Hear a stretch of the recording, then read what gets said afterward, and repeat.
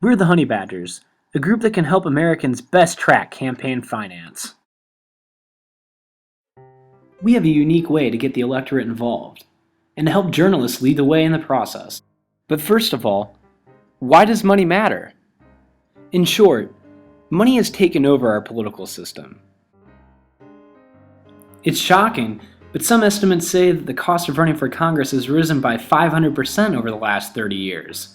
Journalists are taught to follow the money, and although campaign finances dominate many headlines throughout the country, reporters have a tough time digging into the weeds to find out what this all really means. That's where we come in. There's a lot of data out there that illustrates this, and perhaps more importantly, where government money goes once politicians are in office. Do officials, for example, reward with taxpayer money those who supported their campaigns? Using Ohio as a proof of concept for our algorithm, we made all the right data appear in one place, something our competitors wouldn't be able to offer. Take, for instance, Ohio Treasurer Josh Mandel's Ohio Checkbook. In it, you can search for any government contract, sorted by agency. We imported public records like these into our algorithm to export a service that'll hold politicians accountable and get Americans invested again in the workings of campaign finance. Our product would look a little like the terminal model at Bloomberg. Connect Watch would be a news outlet grounded in terrific public affairs reporting. The key? Our special algorithm of public records showing politicians' relationship with donors and the public. So what do I mean by connection? First, let's look at John Smith. Smith owns a construction business in Athens County. He puts $1,000 towards Jane Doe's bid for the Ohio General Assembly and goes door to door for her. Jane Doe gets elected and becomes Speaker of the General Assembly and sits on the State Controlling Board, which appropriates money to agencies. The Ohio Department of Transportation comes calling, asking for funds to build a bypass around the town of Nelsonville. Doe approves the project and gives ODOT $2 billion for it. And ODOT then awards its $1 million contract to John Smith's business. So you can see how a campaign promise might have led to a certain use of state money. So how did we get here? First, we pulled in data from the Ohio Checkbook.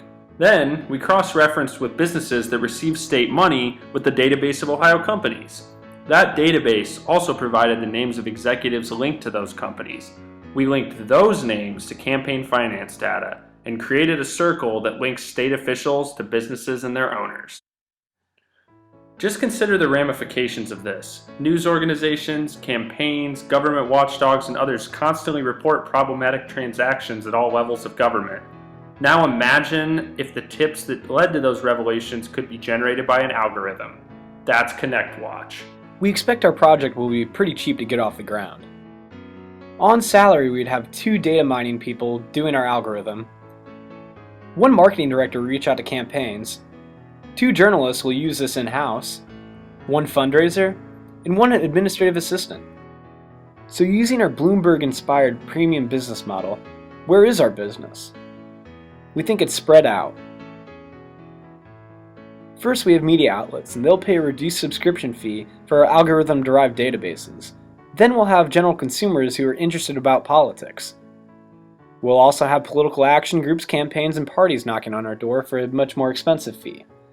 And we'll get our publicity for our in-house reporters, who will be using our algorithm to produce investigation.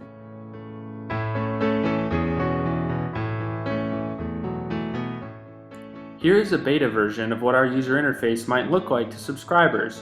You can see we've kept ease of use and speed in mind during our development phase. Our project still has a long way to go, but with sufficient funding and time, we believe we can make Connect Watch a monetized, indispensable component of American political research and electioneering.